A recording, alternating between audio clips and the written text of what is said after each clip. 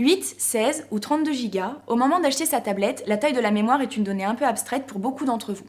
Pour ceux qui ne maîtrisent pas cette unité de mesure barbare, sachez que 16 Go, ça représente grosso modo 4000 MP3, 300 fois le jeu Angry Bird, une vingtaine de films, 4700 photos ou 600 fois l'application Facebook.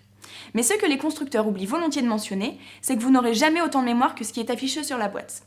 Sur un iPad de 16 Go par exemple, 2 sont déjà occupés par le système d'exploitation. Il ne vous en reste donc plus que 14 avant même de l'avoir allumé. Pour éviter d'être trop vite à l'étroit, pourquoi ne pas prendre un modèle de 32, voire 64 Go? Eh bien tout simplement parce que c'est hors de prix. Chez Apple ou Google, les 16 Go supplémentaires vous coûteront 100 € de plus, alors qu'une carte SD de cette capacité s'achète une vingtaine d'euros, 5 fois moins cher pour la même chose. Le calcul est vite fait. Pour augmenter la mémoire de sa tablette, la meilleure solution, c'est la carte SD. En plus, c'est très pratique pour échanger des photos ou de la musique avec quelqu'un, et quand elle est pleine, il suffit d'en acheter une autre pour avoir plus de place.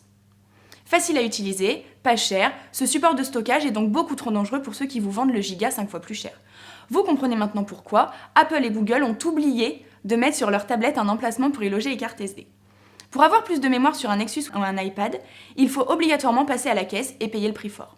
Loin de moi l'idée d'empêcher une entreprise de gagner de l'argent, mais ces tarifs donnent forcément envie de râler.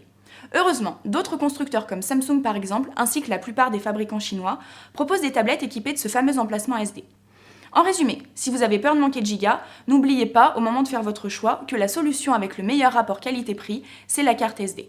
D'accord, pas d'accord, venez en parler avec nous sur les réseaux sociaux et à bientôt sur Tablette TV.